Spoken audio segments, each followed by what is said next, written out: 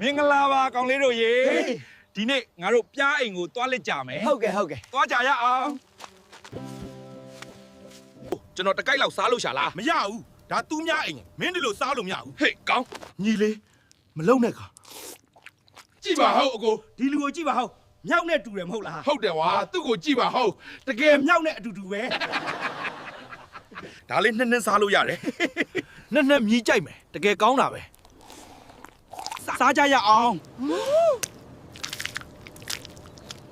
ဒါပါလေဒါပါလေ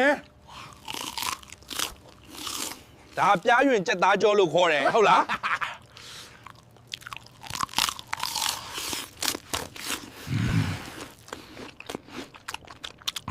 ဆောင်းကိုဘာလို့စားနေတာလဲ ဘာလို့လဲ ပိုက်စာနေလား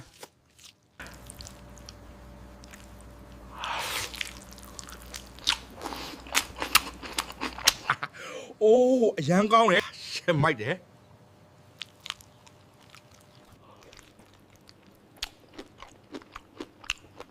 အကိုကြီးဒီမှာပြားရွှေလုံးကြီးတွေအမြန်လာခဲ့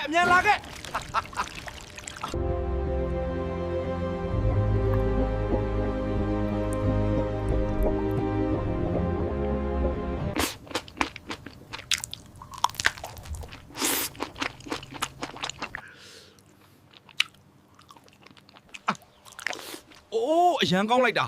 စားလို့မဝနိုင်တော့ဘူး